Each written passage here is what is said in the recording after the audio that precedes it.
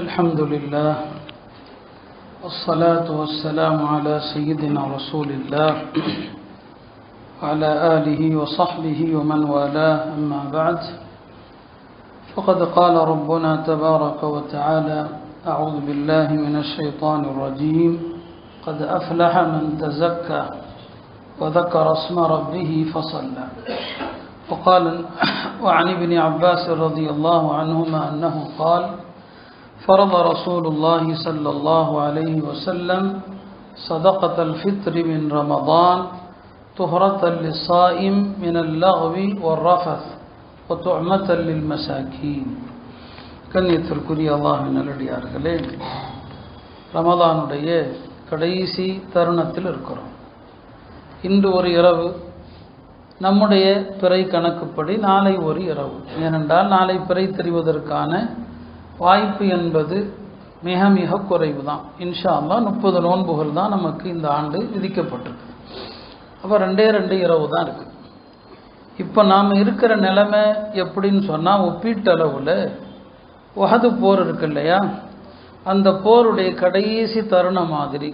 Uhud போர் ஆரம்பத்தில் முஸ்லீம்களுக்கு முழு வெற்றி, 100% வெற்றியை நோக்கி போய் கொண்டிருந்தது. அந்த வெற்றி தோல்வியாக மாறியதில் ஒரு கூட்டம் அவசரப்பட்டாங்க. அந்த அவசரம் தான் தோல்விக்கு காரணமாச்சு. நபி ஸல்லல்லாஹு அலைஹி வஸல்லம் ஒரு மலை குன்றின் மீது ஒரு 50 பேர் கொண்ட ஒரு படையை நிறுத்தி இருந்தாங்க. அந்த படைக்கு உத்தரவு என்ன போட்டாங்க, என்ன நடந்தாலும் சரி, நீங்கள் மேலே இருந்து என்னுடைய உத்தரவு வராமல் கீழே இறங்கவே கூடாது அப்படிங்கிறது தான். வெற்றியை நீங்கள் கண்ணில் பார்த்தாலும் சரி, கீழே வரக்கூடாதுன்னு சொல்லிட்டான். இதுதான் நடந்துச்சு. முஸ்லீம்களுக்கு தான் வெற்றி, முஸ்லீம்களுக்கு அமோக வெற்றியாக இருந்து கொண்டிருக்கு. இப்போ அந்த மேலுள்ளவர்கள் உள்ளத்தில் சைத்தான் வந்துட்டான். அதான் வெற்றி ஆகிப்போச்சு, நாம் கீழே இறங்கினா என்ன, தளபதி எவ்வளவோ சொல்கிறார், இல்லை அல்லாஹ்வுடைய தூதர் அவங்களுடைய உத்தரவு வராமல் கீழே வரக்கூடாதுன்னு சொன்னாங்க, இந்த எவ்வளோ சொல்கிறாங்க. இருந்தாலும் சைத்தானுடைய ஊசலாட்டத்துக்கு ஆளாகி அவசரப்பட்டு அந்த போர் செல்வங்களை எல்லாரும் எடுக்கிறாங்களே முஸ்லீம்கள்லாம், எங்கே நமக்கு கிடைக்காம போயிடுமோ அப்படின்னு கீழே இறங்கினாங்க. அதுதான் பெரிய தோல்வியாக மாறிப்போச்சு. இப்போ நாமும் அந்த நிலைமையில் இருக்கிறோம். ரமதானுடைய கடைசி நேரம். ஒரு பக்கம் ஷைத்தான் தொப்பி கடையை காட்டுவான், வேறு பொருள்களை கடையை காட்டுவான். கடைசி நேரம் 2 தான். அல்லாஹ் சொல்கிறான், கொஞ்சம் பொறுப்பா, 2 நாள் கொஞ்சம் பொறுத்துட்டா வெற்றியாளர்களோடு சேர்ந்து விடுவாய். இல்லை தொப்பி வாங்கணும், அங்கே போய் 2 மணி நேரம், அப்புறம் பெண்கள் வீட்டு பொருள்கள் என்று ஒரு பெரிய லிஸ்டே வச்சுருப்பாங்க, அங்கே போய் சில மணி நேரம் அப்படின்னு போனீங்க, ரமதான் கடைசியில் தோல்வியில் தான் முடிஞ்சிடும். அல்லாஹ் பாதுகாக்கணும். அதுதான் உஹதுடைய அந்த போருடைய அந்த கடைசி தருணம் எப்படியோ வெற்றி தோல்வியாக மாறி போனது. அவசரப்பட்டாங்க. எனவே இந்த கடைசி நேரம் தயவு செய்து பொருட்கள் வாங்க பஜாரில் சுற்றிட்டு இருக்காதீங்க. அல்லாஹ்வுடைய அருளை பெற வேண்டிய நேரத்தில் அல்லாஹ்வுடைய சாபத்தை பெற்று விடாதீர்கள். அல்லாஹ் நம்மை பாதுகாப்பானாக. அருமையானவர்களே, சதகத்துல் ஃபித்ருடைய ஒரு சில சட்டங்களை சொல்ல விரும்புகிறேன். ஆண்டுதோறும் சொல்வது தான், இருந்தாலும் வருடந்தோறும் அதை நினைவூட்டுவது நம்முடைய கடமை. அல்லாஹ் வணக்கங்களை, பலவிதமான வணக்கங்கள் நம் மீது கடமையாக்கியிருக்கிறான். முழுக்க உடல் சார்ந்த வணக்கம், அதாவது உடலை இயக்கி தான் அந்த வணக்கத்தை நிறைவேற்ற முடியும். தொழுகை இருக்குது, நோன்பு இருக்குது, இது உடல் சார்ந்த வணக்கம். இந்த வணக்கங்களால் உடல் நம்முடைய அந்த வணக்கத்தில் ஈடுபடுறோம். அடுத்து என்ன, பொருள் சார்ந்த வணக்கம், ஜக்காத்தில், சதகத்துல் ஃபித்ர், குர்பானி, இதெல்லாம் பொருள் சார்ந்த வணக்கங்கள். 3வது என்ன, பொருளும் உடலும் சார்ந்த வணக்கம், ஹஜ்ஜுக்கு பொருள் செலவும் இருக்கிறது, ஹஜ்ஜில் உடல் சினங்க கஷ்டமும் இருக்குது. இவ்வாறு அல்லாஹ் பல வகையான வணக்கங்களை கடமையாக்குறான் சோதனைக்காக. ஏன்னா ஒரு தேர்வு தாள் இருக்குதுன்னு சொன்னால் அதில் எல்லா கேள்விகளும் ஒரே போல இருக்காது, பலவிதமான கேள்விகள் இருக்குதா இல்லையா. அதே போல தான் அல்லாஹ்வுடைய தேர்வு இது. இந்த தேர்வு உடல் சார்ந்தது, பொருள் சார்ந்தது, 2ம் கலந்தது என்று அல்லாஹ் பல வகையாக நம்ம என்ன செய்கிறான், சோதிக்கிறான். அந்த வகையில் நம்முடைய செல்வத்திலிருந்து என்னங்க கடமையான அந்த தர்மங்களை கொடுக்கிறது, கடமையான தர்மத்தை கொடுக்கிற சதகா என்பது அல்லாஹ்வுக்கு ரொம்ப பிடித்தமான ஒரு வணக்கம். ஒன்றை தெரிந்து கொள்ளணும், அனகசமாலும் மின் சதகத்தின். நபி ஸல்லல்லாஹு அலைஹி சொல்லுவாங்க, தர்மம் கொடுக்கறதுனால பொருள் ஒருபோதும் குறையாதுன்னு சொன்னான். தர்மத்தினால பொருள் குறையாது, இந்த எண்ணம் வந்தாதான் அவர் செலவு செய்வார். இப்போ தர்மம் கொடுக்குறவர் அல்லாவோடு வியாபாரம் வச்சுக்கிறாருன்னு அர்த்தம். ஹஜ்ரத் மூசா அலைஹிஸ்ஸலாம் காலத்தில் ஒரு மனிதர் மூசா அலைஹிஸ்ஸலாம் இடத்திலே வந்து, எனக்காக ஒரு துவா செய்ய சொல்லுங்க, ஒரு துவா செய்யுங்க. அது என்ன? எனக்கு அல்லாஹ் வாழ்நாள் முழுவதும் எவ்வளவு வாழ்வாதாரம் ரிஸ்க்கு இருக்குது என்று எழுதியிருக்கிறானோ அதை கொஞ்சம் கொஞ்சமாக கொடுக்காம எனக்கு அல்லாட்ட அதை மொத்தமாக கொடுக்க சொல்லுங்க அப்படின்னு துவா செய்ய சொல்கிறார். எல்லாருக்கும் அல்லாஹ் ஒரு ரிஸ்க்கை வச்சுருக்கானா இல்லையா? அது கொஞ்சம் கொஞ்சமாக நமக்கு கிடைக்குது, எனக்கு அதையெல்லாம் அல்லாட்ட மொத்தமாக கொடுக்க சொல்லுங்கன்னு சொல்லி ஹஜ்ரத் மூசா அலைஹிஸ்ஸலாம் அப்படியாப்பா துவா செய்கிறேன்னு துவா செஞ்சாங்க. அந்த துவா கபூல் ஆச்சு. அல்லாஹ் அவருக்கு அவர் எத்தனை வருஷம் வாழணும் என்று விதித்தானோ அத்தனை வருஷத்துக்கான அந்த ரிஸ்கை பூரா அல்லாஹ் அவருக்கு கொடுத்துட்டான். இப்போ அவருக்கு வாழ்க்கை பூரா அதுதான், அதுக்கு மேலே அவருக்கு எதுவும் இல்லை இல்லையா? சரி, அல்லாஹ் அவருக்கு கொடுத்துட்டான். மூசா அலைஹிஸ்ஸலாம் சில காலங்கள் கழித்து அந்த நபர் வீட்டு வழியாக போனால் அவருடைய வீட்டுக்கு முன்னால் பெரிய கூட்டம் கியூவில் நிற்குது. இப்போ அண்டா அவங்க கூட்டம் நிற்கிற மாதிரி நிற்குது அப்படிங்களா சார்? ரமதான் காலம், நம்ம வீட்டில் என்ன அண்டாவா இல்லை? ஒரு சில கிடைக்குதுன்னு சொன்னால் எவ்வளவு தூரம் நம்முடைய மார்க்க விழுமங்களையும் நம்முடைய தகுதியையும் இழந்து போய் நாம் நிற்கிறோம். அதை புறக்கணிப்பதற்கு முதல் தகுதியான சமுதாயமே நாம தான். ஓட்டுக்கு காசு கொடுத்தா தூக்கி வீச வேண்டிய சமுதாயமே நாம தான். ஏன்னா அல்லாஹ் இந்த சமுதாயத்தை சுஹதா கல்லி தக்கூனு சுஹதா அலன்னாஸ், நம்முடைய ஒவ்வொரு செயலும் சொல்லும் முழு உம்மத்துக்கும் சாட்சி.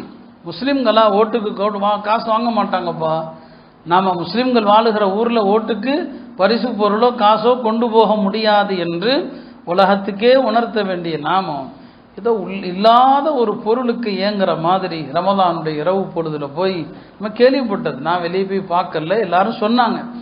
கைரப்பா அந்த நபர் வீட்டில் கூட்டமாக இருக்கு. மூசா அலைஹிஸ்ஸலாம் விசாரிக்கிறாங்க, ஏன்ப்பா இல்லைங்க நிற்கிறீங்க? இல்லை, அவர் தர்மம் கொடுப்பாரு, அதை வாங்குறதுக்கானே நிற்கிறோம்.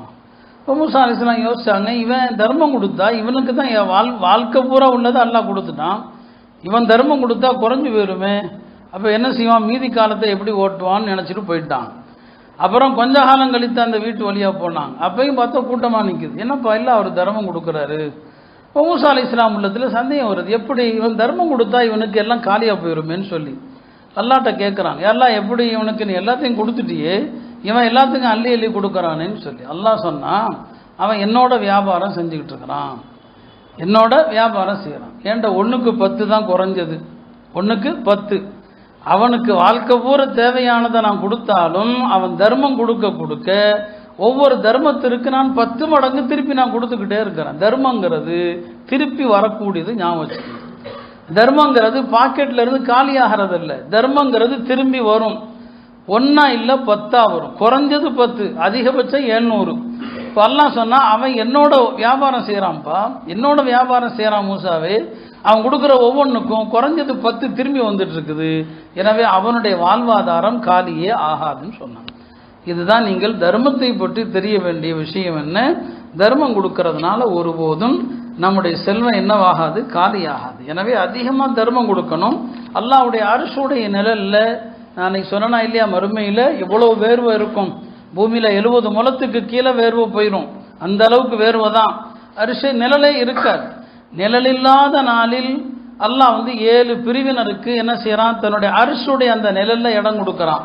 அதுல ஒரு பிரிவினர் யாரு, அவங்க வலக்கரம் கொடுக்கிறது இடதுகரத்துக்கே தெரியாமல் தர்மகர்த்தாக்கள். யாருக்கு கொடுக்குறாங்க, எவ்வளவு கொடுக்குறாங்க தெரியாது, அவ்வளவு ரகசியமாக தர்மத்தை கொடுக்குறவங்க அல்லாஹ் அவங்களுக்கு அரிசுடைய நிழல்ல இடம் கொடுக்குறான். எனவே அருமையானவர்களே, தர்மம் சதக்காக இருக்குது, பல்வேறு துன்பங்களை விட்டும் பாதுகாக்குது, முசீபத்துகளை விட்டும் பாதுகாக்குது. தர்மத்தினால ஆயுள்ள அபிவிருத்தி ஏற்படுது என்று தர்மத்தின் பலன்கள் நிறைய சொல்லலாம். அதனால தான் அல்லாஹாலா பல வகையான தர்மத்தை கடமையாக்கியிருக்கிறான். ஜக்காத்தை கடமையாக்குறான், சதகத்துல் ஃபித்ரை கடமையாக்கி இருக்கிறான். நோன்பு வைக்க முடியாதவங்க அதுக்கு பகரமா என்னங்க ஃபிதியாங்கிற சதக்காவை கொடுக்கறத கடமையாக்குறான். இது எல்லாமே அல்லாஹ் மனிதர்கள் தங்களுக்கு வழங்கப்பட்ட செல்வத்திலிருந்து நிறைய கொடுக்கணும். கஞ்சத்தனத்திலிருந்து பாதுகாக்கப்பட்டவர்கள் தான் வெற்றியாளர்கள் என்று அல்லாஹ் சொன்னான். ஒமன் யூக ஷுஹ நஃப்ஸிஹி, யார் கருமித்தனத்திலிருந்து பாதுகாக்கப்பட்டார்களோ அவர்கள் வெற்றியாளர்கள். ஒரு சஹாபி தவாஃப் செய்கிற போது மக்கள் என்னென்னமோ துவாக்கள் செய்கிறாங்களா இல்லையா? அவர் என்ன துவா செஞ்சுக்கிட்டே சுத்துறாரு, அல்லாஹும்ம கினி ஷுஹ நஃப்ஸி, அல்லாஹும்ம கினி ஷுஹ நஃப்ஸின்னு சொல்லி துவா செய்கிறார். பக்கத்தில் ஒரு மனிதர் கேட்டுக்கிட்டே போறார். இப்போ அந்த சஹாபிட்ட கேட்குறாங்க, அல்லாஹ்வுடைய தூதருடைய தோழரே, மக்கள் இந்த ஆலயத்தை சுற்றும் போது எத்தனையோ வேண்டுதல்களை கேட்குறான் இல்லையா? ஆனால் நீங்கள் என்னடான்னா, யாரெல்லாம் என்னை கஞ்சத்தனத்திலிருந்து காப்பாற்று, கஞ்சத்தனத்திலிருந்து காப்பாற்றுனே துவா செய்கிறீங்களே அப்படின்னு கேட்கும்போது அவர் சொன்னார், இந்த ஆலயத்தை சுத்தக்கூடிய எல்லாருடைய வேண்டுதல் என்னப்பா, மனுஷன் வெற்றி பெறணும் துனியா ஆகிரத்தில். அதானே அல்லாஹ் குர்ஆன்ல 2 இடத்துல சொல்கிறான், கஞ்சத்தனத்திலிருந்து விடுவிக்கப்பட்டவன் வெற்றியாளன் சொல்கிறான். அதனால நான் இந்த ஆலயத்தை சுற்றும் போது யாரெல்லாம் என்னை கஞ்சத்தனத்திலிருந்து விடுவிப்பாயாக, அல்லாஹ் அதிலிருந்து என்னை பாதுகாத்துட்டா நான் வெற்றியாளனாக ஆயிடுவேன், அதான்ப்பா நான் இந்த துவாவை செய்கிறேன். இப்போ அவர் ஆச்சரியப்பட்டார். சஹாபாக்களுடைய அந்த துவாக்களும் அர்த்தமுள்ள அந்த கருத்தான துவாக்களை பாருங்க. அப்போ கஞ்சத்தனம் இருக்கக்கூடாது, தேவையுள்ள நேரத்தில் யார் வந்தாலும் கொடுக்கணும். அல்லாஹ் கடமையாக்கிய பல வகையான தர்மங்களில் இந்த சதகத்துல் ஃபித்ர் நோன்பு பெருநாள் தர்மம். பெருமானார் ஸல்லல்லாஹு அலைஹி வஸல்லம் அவர்கள் இந்த நோன்பு பெருநாள் தர்மத்திற்கான காரணத்தையும் சொன்னாங்க. இந்த தர்மம் ஏன் கொடுக்குறோம் அப்படின்னு சொன்னால், ஒன்று துஹரத்தன் லிஸ்ஸாயிம் மினல் லக்வி வர் ரஃபத், நோன்பாளிக்கு நோன்பு வைத்திருக்கிற காலத்தில் ஏற்பட்ட சொல்லாலான பிழைகள், செயலாலான பிழைகள். நம்ம மனிதர்கள் தானே, நோன்பு வைத்த நிலையிலையும் தகாத விஷயங்களை பேசியிருக்கலாம், பொருத்தமற்ற விஷயங்களை செஞ்சிருக்கலாம். லகுவு ரஃபத்துங்கிற சொல்லால் செயலால் ஆன தவறுகள், அதற்கு பரிகாரம் அதிலிருந்து இது சுத்தப்படுத்துது. அப்போ அதுக்கு தான் ஃபித்ரா என்பது. 2வது காரணம் சொன்னாங்க, துஅமத்தல் மசாக்கீன், ஈதுங்கிற ஒரு மகத்தான முஸ்லிம்களுடைய பெருநாள் வருகிறது அல்லவா, அந்த பெருநாள் தினத்தில் ஏழைகள் யாரும் அன்றைக்கு உணவுக்காண்டி கஷ்டப்படக்கூடாது, அன்னைக்கு யாரும் பிச்சை எடுக்கக்கூடாது, அன்றைக்கு யாரும் தெரு தெருவா வீடு வீடா போகக்கூடாது. ஹதீஸ்ல நபி ஸல்லல்லாஹு அலைஹி வஸல்லம் சொல்லுவாங்க, அகுனுஹும் அனி தவாஃபி ஃபீ ஹாதல் யௌம், இந்த ஈதுடைய நாளில் முஸ்லிம்கள் வாழுகிற எந்த ஊரிலும் யாரும் வீடு வீடாக பிச்சை எடுப்பதிலிருந்து காப்பாத்துங்கன்னு சொன்னாங்க. அப்போ எத்தனை ஏழைகள் இருப்பாங்க, அவங்களுக்கு ஈதுடைய தேவைகள் இருக்குமா இல்லையா? உம்மத்துடைய இந்த பணக்காரர்கள் கொடுக்கிற இந்த ஃபித்ரா பணத்தினால அவங்களுடைய ஏழ்மை ஈது அன்னைக்கு இருக்கக்கூடாது. இந்த 2 காரணம் தான் சதகத்துல் ஃபித்ர் கடமையாகுவதற்கான காரணம் என்று நபி ஸல்லல்லாஹு அலைஹி வஸல்லம் சொன்னாங்க. இந்த தர்மம் நியாயமாக பார்த்தா நம்ம 2 காரணம் சொன்னோம். முதல் காரணம் என்ன, நோன்பு வச்சுட்டு நாம் தேவையில்லாத பேச்சு செயல் செஞ்சுருப்போம். அப்படி பார்த்தா நோம்பாளிகளுக்கு மட்டும்தான் கடமை ஆகணும். ஏன்னா நோன்பு வச்சவன் தானே ஏதாவது தப்பாக பேசியிருப்போம் செஞ்சுருப்போம், அவன் மீது தான் கடமை ஆகணும். ஆனால் இது ஒரு வித்தியாசமான வணக்கம். ஒரு குடும்பத்தில் பொறுப்பாளர் யாரோ அவர் மீது கடமையாவதோடு அந்த குடும்பத்தில் அவருடைய பொறுப்பின் கீழ் இருக்கிற எல்லாருக்கும் அவர் தான் கொடுக்கணும், எல்லாருக்கும் கொடுக்கணும். இப்போ பருவமடையாத பாலிகாகாத சிறுவர்கள், அந்த சிறுவர்களுக்கும் தந்தை என்னங்க கொடுக்கணும். அவங்க நோன்பு வச்சிருக்க மாட்டாங்க, அவங்க மீது நோன்பு கடமை இல்லை. ஆனாலும் ஒரு வீட்டில் உள்ள குடும்பத் தலைவர் எல்லாருக்கும் கொடுக்கணும். அப்போ பருவமடையாத சிறுவர்களுக்கும் அந்த தந்தை, வீட்டில் எத்தனை பிள்ளைங்க இருக்கிறாங்க எல்லா பிள்ளைங்களுக்கும் கொடுக்கணும். மனைவிக்கு ஹனஃபி மதுஹபில் மனைவி தான் கொடுக்கணும், அவங்கள்ட்ட காசு இருந்தால் அவங்க தான் கொடுக்கணும், கணவன் கொடுக்கணுங்கிறது வாஜிப் இல்லை. ஆனால் ஷாஃபி மதுஹபில் எல்லாம் அப்படி கிடையாது, மனைவிக்கும் கணவன் தான் கொடுத்தாகணும். யார் என்ன செலவு அவன் தானே செய்கிறான் அப்படின்னு அவங்க சொல்லுவாங்க. ஹனஃபி மதுஹபில் வேற காரணம் சொல்லுவாங்க. ஆனால் நம்ம பழக்கத்தில் மனைவிக்கும் நாம் சேர்த்தே கொடுத்துட்றோம். பிள்ளைங்க பருவம் அடைஞ்சிட்டா அந்த பிள்ளைங்களுக்கு ஃபித்ரா கொடுக்கணுங்கிறது வாஜிப் இல்லை, ஆனால் நாம் கொடுக்குறோம். ஒரு குறிப்பிட்ட வயசு வரைக்கும் நம்ம தான் செலவு பண்ணுறோம். இப்போ மனைவிக்காக கணவர் கொடுக்கலாம், வாஜிப் இல்லாவிட்டாலும் கொடுத்துடலாம். ஆனால் ஒரு நிபந்தனை, நான் பல முறை சொல்லியிருக்கிறேன், அந்த மனைவியிடம் நீங்கள் தெரிவிக்கணும், உங்களுடைய சதகத்துல் ஃபித்ரை நான் கொடுத்துட்டேன்னு சொல்லணும். ஏன்னா இது இபாதத்து. இபாதத்துக்கு என்ன தேவை, நியத்து தேவை. நீங்கள் மனைவிட்ட சொல்லாமல் அவங்களுடைய ஃபித்ராவை நீங்கள் கொடுத்து முடிச்சிட்டீங்க, அவங்களுக்கு தெரியாது நமக்கு ஃபித்ரா கொடுத்தாங்களா கொடுக்கலையா, கேட்கவும் இல்லை. இப்போ நீங்கள் அவங்களுக்கான ஃபித்ரா நிறைவேறாது, புரியுங்களா? அதனால குடும்பத்தாரிடம் சொல்லணும், எல்லாருக்கும் நான் ஃபித்ரா கொடுத்துட்டேன் அப்படின்னு அவங்கள்ட்ட தெரிவிக்கணும். ஏன்னா கடமை அவங்க பேரில் இருக்கிறதுனால அவங்க அந்த வணக்கத்தை நியத்து செஞ்சாதான் வணக்கம் செல்லும். இது நான் மசலா முன்பே நான் சொல்லியிருக்கிறேன். அதே மாதிரி பருவமடைந்த பெரிய பிள்ளைங்களுக்கு நம்ம கொடுக்குறோமா, அந்த பிள்ளைங்களெல்லாம் உட்கார வச்சு என் மீது நம்ம குடும்பத்தில் இத்தனை பேருக்காக ஃபித்ரா கடமையாகுது, நான் எல்லாருக்கும் சேர்ந்து என்ன செஞ்சிட சதகத்துல் ஃபித்ர் நான் கொடுக்க போகிறேன், எல்லாருக்கும் நீயத் செஞ்சுங்கன்னு சொல்லிட்டு எல்லாருக்குமாக ஒரு குடும்பத்தில் எத்தனை தலை இருக்கிறாங்களோ அத்தனை தலைக்கும் சேர்த்து குடும்பத் தலைவர் இந்த சதகத்துல் ஃபித்ரை என்ன செய்யணும், கொடுக்கணும். அப்போ இது கடமையாகிறது யார் மீது கடமை? ஜக்காத்து கடமையாகுவதற்கு என்ன நிசாப் உச்சவரம்போ அதுதான் ஃபித்ரா கடமையாகுவதற்குமான உச்சவரம்பு. ஆனால் ரெண்டுக்கும் சின்ன வித்தியாசம் இருக்குது. ஜக்காத்தை பொறுத்த வரைக்கும் அதில் தங்கம், வெள்ளி, ரொக்கப்பணம், வியாபார பொருள் இவைகள் தான் ஜக்காத்து கடமையாகுவதில் கணக்கிடப்படும். ஒரு மனுஷன்ட்ட ஜக்காத்து என்னங்க, தங்கம் இல்லை, வெள்ளி இல்லை, கேஷா பணம் இல்லை, வியாபார பொருள்லாம் இல்லை, அசையா சொத்துகள் வச்சிருக்கிறாரு. ஒரு வீட்டுக்கு 2 வீடு இருக்குது, ஆனால் அவர் கையில் பணம் கிடையாது, பணம் வரத்து அவர்கிட்ட கிடையாது. இப்போ அவருக்கு ஜக்காத்து கடமையான கடமை கிடையாது. 2 வீடு இல்லை, 3 வீடே வச்சிருக்கிறார், ஆனால் அவர்கிட்ட பணம் இல்லை, நகை இல்லை, ரொக்கம் இல்லை, வியாபார பொருள் இல்லை, அவருக்கு என்ன கிடையாதுங்க, ஜக்காத்து கடமையாகாது. ஜக்காத்து கடமையாகிறதுக்கு இந்த பொருள்கள் இருக்கணும், நகை இருக்கணும், தங்கம் வெள்ளி, வியாபார பொருள், ரொக்க பணம் இருந்தால் தான் கடமை. ஆனால் இந்த சதகத்துல் ஃபித்ர் இருக்கு பாருங்க, நீங்கள் வளமையில் ஃபித்ராங்கிறீங்க, அரபியில் அது சதகத்துல் ஃபித்ர். இந்த ஃபித்ரா கடமையாகிறதுக்கு இவை எதுவும் இருக்கணும்லாம் தேவையில்லை. தங்க வெள்ளி இருக்கணும்னு தேவையில்லை, வியாபார பொருள் இருக்கணும்னு தேவையில்லை, ரொக்க பணம் இருக்கணும்னு தேவையில்லை.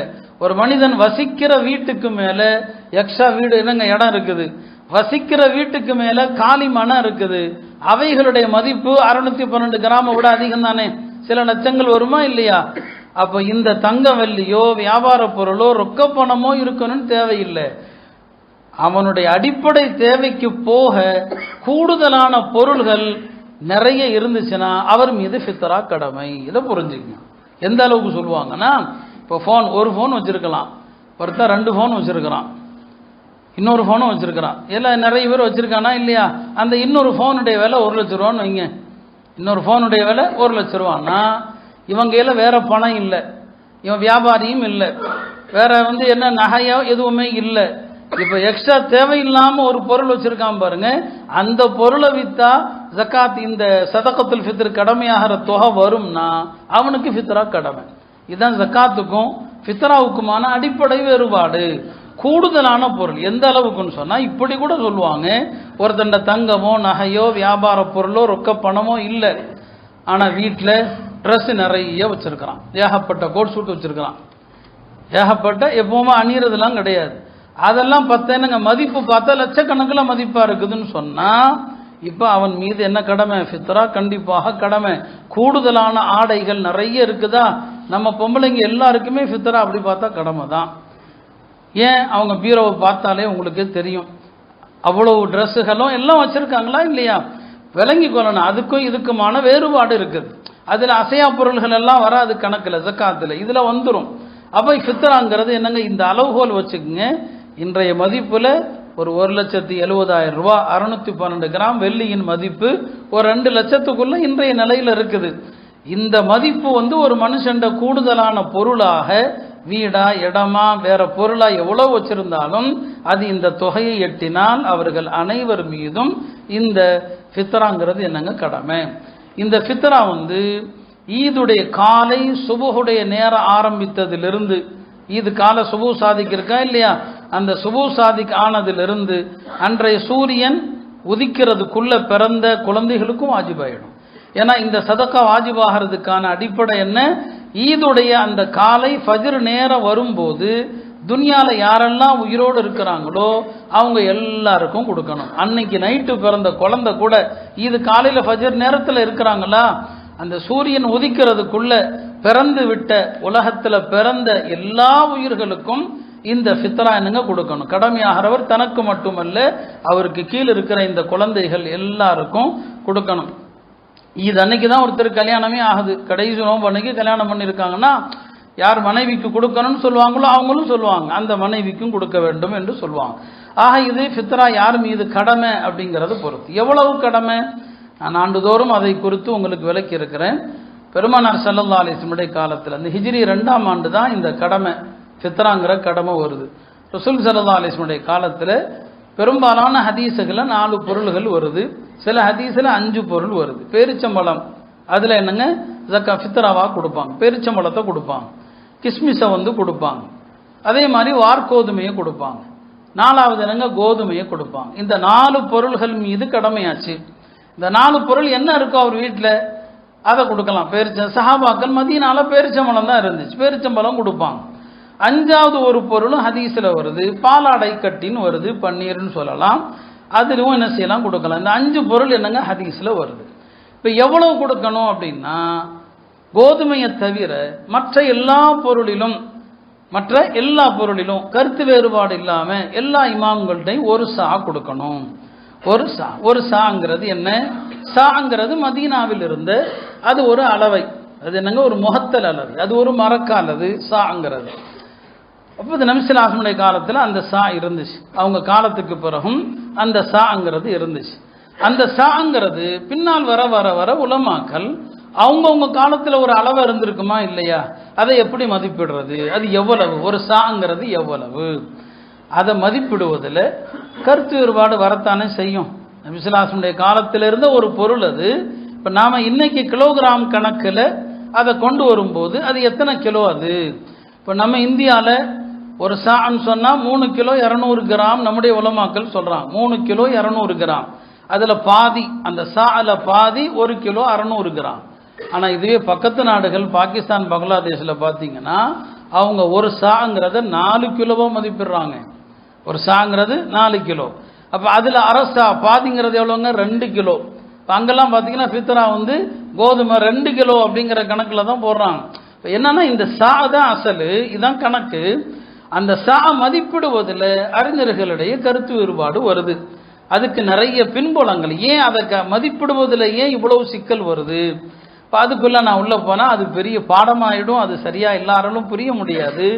மொத்தத்தில் ஹனஃபி மதுஹபுடைய கருத்து ஒரு சானா 3 கிலோ 200 கிராம்.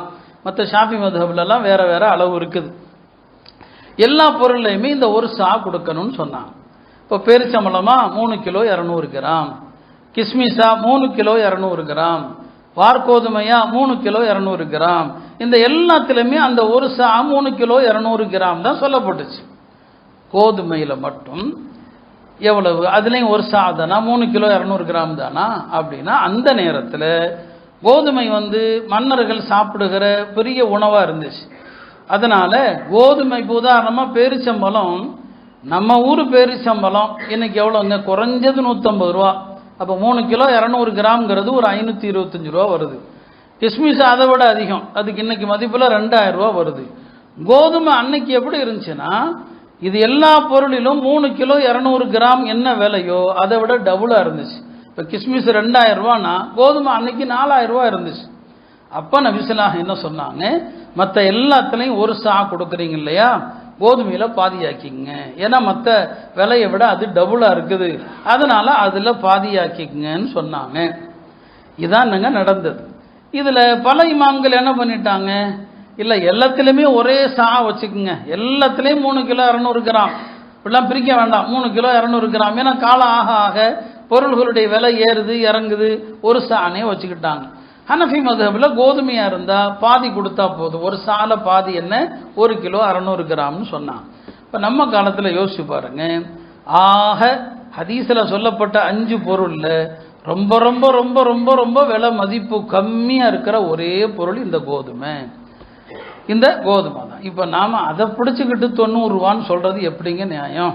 ஹதீஸில் 5 பொருளில் ஒரு பொருள் என்ன, கிஸ்மிஸ், அதில் ஒரு சா 3 கிலோ 200 கிராம். கடையில் போய் கேளுங்க, 3 கிலோ 200 கிராம் கிஸ்மிஸ் இன்னைக்கு என்ன விலைன்னு கேட்டு பாருங்க, குறைஞ்சது 2000 விட கம்மியாக இருக்காது, அப்படி தானே? அப்போ அதுவும் ஹதீஸில் வந்தது, அது 2000 ரூபா இருக்குது. நீங்கள் கோதுமையில் 1 கிலோ 600 கிராம் 90 ரூபா நம்ம கொடுக்குறோமே. இப்போ நபி ஸல்லல்லாஹு அலைஹி வஸல்லம் அவங்களே இருந்திருந்தால் இந்த மதிப்பீட்டை ஏற்றுக்குவாங்களா? யோசிச்சு பாருங்க, இதை ஏற்றுக்குவாங்களா அவங்க? நம்ம எப்படி 90 ரூபா கொடுக்கறது எப்படி நியாயம் அது? அதனால் அருமையானவர்களே, ஜமாத்துல் உலமா அப்படி அறிவிக்குது, நாம் அதை மதிக்கிறோம். அதனால் நான் சொல்கிறேன், ரொம்ப வசதி கம்மியானவங்க 90 ரூபா கொடுங்க, நிறைவேறிடும், ஃபித்ரா நிறைவேறிடும். நான் நிறைவேறாதுலாம் சொல்ல மாட்டேன். ரொம்ப வசதி கம்மியாக உள்ளவங்க 90 கொடுங்க. நல்ல கோடீஸ்வரர்கள் எல்லாம் கிஸ்மிஸில் கொடுங்க, 3 கிலோ 200 கிராம் கொடுங்க. யாருக்கு அல்லாஹ் செல்வத்தை அள்ளி கொடுத்துருக்கிறானோ அவங்க அதை கொடுங்க. நடுத்தரமான செல்வம் உள்ள முஸ்லிம்கள் பேரிச்சம்பழத்தில், நம்ம நாட்டு பேரிச்சம்பழம், அரபு நாட்டு பேரிச்சம்பழம் கூட வேண்டாம், ஏன்னா அஜ்வா பேரிச்சம்பழம் வச்சிங்கன்னா அதில் 3 கிலோ 200 கிராம்ங்கிறது இன்னைக்கு என்னங்க 2000 அல்ல, அதை விட அதிகமாகிடும். அந்த அளவுக்கு போகாதீங்க. நம்ம நாட்டு பேரிச்சம்பழம் என்னங்க, ஒரு கிலோ குறைஞ்சது 150 ரூபாய், குறையாது, ஒரு 150 ரூபா இருக்கும். இப்போ 3 கிலோ 200 கிராம்ங்கிறது ஒரு 525 ரூபா சுமார் வருது. நடுத்தரமான செல்வம் உள்ளவர்கள் அதை கணக்கு போட்டு கொடுங்க. அதனால ரொம்ப வசதி கம்மி, ஆனால் ஃபித்ரா கொடுக்கணும், கொடுத்தன அவங்க மீது கடமை இருக்குது. அவங்க 90 ரூபா கொடுங்க. அது கொடுத்தா நான் நிறைவேறாதுன்னு சொல்ல மாட்டேன், அதை கொடுங்க. வசதி உள்ளவங்க அந்த 90 ரூபாயை பிடிச்சிட்டு நாம தூங்கிட்டு இருக்கக்கூடாது. ஹதீஸில் சொல்லப்பட்டதில் ஆக அதிக விலை எது, அதை நீங்கள் என்ன செய்யுங்க, ஃபித்ராவாக கொடுங்க. இதை வட இந்தியாவில் எல்லா முஃப்திகளுமே சொல்கிறாங்க. இங்கே தான் சொன்னால் தப்பான்னு நினைக்கிறான். நாம் ஜமாத்துடைய கருத்துக்கு எதிராக பேசணும்னு நினைக்கிறான். வட இந்தியாவில் தொடர்ந்து சொல்கிறாங்க, நீங்கள் கிஸ்மிஸை 3 கிலோ 200 கிராம் கொடுங்க. முஃப்தி சைசாப் என்னங்க ரஹமத்துல்லா அலை தார்லும் தேவந்துடைய முன்னாள் ஷேகுல் ஹதீஸ் அவங்களுடைய திருமதியுடைய விரிவுரையில் தெளிவாகவே எழுதுறாங்க. ஹதீஸில் சொல்லப்பட்ட 5ல் இன்னைக்கு எது விலை அதிகமோ அதை கொடுங்கன்னு சொல்கிறான். மௌலானா ஷபீர் அஹமத் காசிமி ஒரு பெரிய முஃப்தி இன்னைக்கும் இருக்கிறாங்க. அவங்க தன்னுடைய ஃபத்தாவா காசிமியாங்கிற கிதாபில் இன்னைக்கு முஸ்லீம்கள் நல்ல காசு வச்சிருக்கிறவங்க 3 கிலோ 200 கிராம் கிஸ்மிஸுடைய ரேட் என்னவோ அதை கொடுங்கிறாங்க. பக்கத்து நாடுகளில் உள்ள முஃப்திகள் எல்லாமே இப்படி இருக்குது, கோதுமை தான் உள்ளதிலே கம்மியாக இருக்குது, நீங்கள் கோதுமையில் உள்ள மதிப்பு படி கொடுத்தாலும் செல்லும், ஆனால் இந்த உயர்ந்ததை கொடுங்க, எல்லாருமே அதை வலியுறுத்துறாங்க. இதைத்தான் நானும் கிட்டத்தட்ட இங்கே வந்த நாளிலிருந்து அதை தான் நானும் சொல்லிட்டு இருக்கிறேன். இந்த கோதுமையினுடைய 1 கிலோ 600 கிராம் அதையே எல்லாரும் பிடிச்சிட்டு இருக்காதீங்க. அது ரொம்ப சாமானிய மக்கள் எல்லாருக்கும் கொடுக்கணும். குடும்பத்தில் அவங்கள்ட்ட அந்த அளவுக்கு பெரிய செல்வ செழிப்பு இல்லையா, அவங்க அந்த அளவு வச்சுக்குங்க. மற்றவங்களெல்லாம் இந்த பேரிச்சம்பளத்தையோ கிஸ்மிஸையோ அளவுகோலாக வைத்து இந்த தர்மத்தை என்ன செய்யுங்க, நிறைய கொடுக்க முயற்சி செய்யுங்க. மார்க்கெட்டில் அதனுடைய ரேட் என்னன்னு கேளுங்க, அந்த கணக்குப்படி 3 கிலோ 200 கிராம் கொடுங்க. சரிங்க. மற்ற எல்லா இமாம்கள்ட்டையுமே என்ன தெரியுமா, அந்தந்த ஊரில் எது உணவுப் பொருளோ அதைத்தான் கொடுக்கணும் ஃபித்ராவா. அவங்கள்ட்டலாம் தானியமாக தான் கொடுக்கணும். இப்போ ஷாஃபி மதஹப்ல எல்லாம் காசா கொடுத்தா செல்லாது, காசா கொடுத்தா செல்ல, தானியமாக தான் கொடுக்கணும், அரிசியாக தான் கொடுப்பாங்க. ஷாஃபி மதஹப் ஊர்களில் மேலப்பாளையம் காயல்பட்டினம்லாம் அப்படின்னா அரிசியாக தான் கொடுப்பாங்க. இப்போ அவங்க அரிசியாக கொடுக்கும்போது பாருங்கள், அரிசியினுடைய ரேட்டை பாருங்களேன். இன்னைக்கு எல்லாரும் பரவலாக பொன்னி அரிசி சாப்பிட்றோம். அதில் 60 ரூபா 70 ரூபா 80 ரூபான்னு இருக்குது. அதில் 3 கிலோ 200 கிராம் அப்படின்னு வச்சிங்கன்னா கூட நம்ம சாப்பிட்ற இந்த பொன்னி அரிசியில் வச்சா கூட 200 ரூபாய்க்கு அதிகம் வருது, ஒரு 250 ரூபா வரைக்கும் வருது. அப்போது ஃபித்ராவுடைய நோக்கமே நீங்கள் உணவாக எதை உட்கொள்றீங்களோ, அப்போ பேரிச்சம்பழத்தை விட்டுருங்க, கிஸ்மிஸை விட்டுருங்க, நம்ம வீட்டில் சாப்பிட்றது நம்ம ஊருடைய உணவு எது, அரிசி. அந்த அரிசியில் 3 கிலோ 200 கிராம் வச்சா கூட 200 ரூபாயோட அதிகம் தான் வருது. அதனால இந்த குறைந்தபட்ச அளவு நான் மீண்டும் சொல்கிறேன், கொடுத்தா நிறைவேறும், அதை நான் மாற்றுக்கிறதே கிடையாது. ஆனாலும் சிறப்பு எது, ஹதீஸில் சொல்லப்பட்ட அதிகமான விலையுள்ள பொருள் எதுவோ அதை கொடுத்து நிறைய நன்மையை அடைய முயற்சி செய்யுங்கள். அல்லாஹ் இந்த தர்மத்தை பற்றி குர்ஆனில் சப்பிஹிஸ்ம ரப்பிக்கல் ஆலால சொல்லியிருக்கிறான். எது, சதகத்துல் ஃபித்ர கத் அஃப்லஹ மன் தஸக்கா வதக்கர ஸ்ம ரப்பிஹி ஃபஸல்லா. இந்த ஆயத்தில் அல்லாஹ் சொல்லக்கூடிய வதக்கர ஸ்ம ரப்பிஹி ஃபஸல்லா, அல்லாஹ்வுடைய திருநாமம் தக்பீர் சொல்லி தொழுதார். இமாம் அபூ ஹனீஃபாட்ட அந்த தொழுகை ஈதுடைய தொழுகை.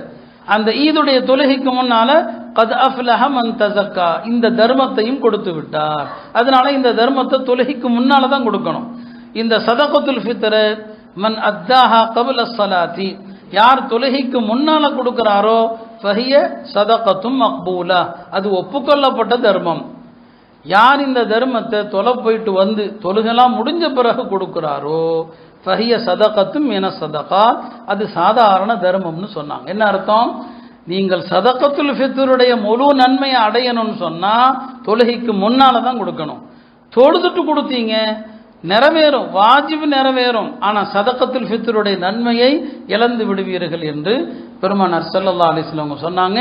எனவே தொழுகைக்கு முன்னால் கொடுங்க, அல்லது ஈதுக்கு 2 நாள், இப்போ ஒரு நாள் தான் இருக்குது, நாளை மறுநாள் இருக்குது, தேவையில்லை மக்கள் பொருட்களை வாங்கி பயன்பெறுவாங்கன்னு சொன்னால் இப்போ கொடுங்க. உங்கள் வீட்டில் உள்ள தர்மங்களை எல்லாருடைய தர்மத்தையும் சேர்த்து ஊரில் யாராவது தெரிந்த ஏழை குடும்பங்களில் யாருக்காவது ஒரே குடும்பத்துக்கு கொடுத்தாலும் நல்லது தான், அவங்க என்ன செய்வாங்க, பயன்பெறுவாங்க. எனவே அருமையானவர்களே, இந்த தர்மத்தில் நாம் சொன்ன இந்த அளவுகளை எல்லாம் கடைபிடித்து நிறைவாக உள்ளதில் அதிகமான விலை எதுவோ அந்த அடிப்படையில் கொடுத்து அல்லாஹுடைய அருளை நிறைவாக பெறக்கூடிய தௌஃபீகை அல்லாஹ் நம் எல்லோருக்கும் தந்தருள்வானாக.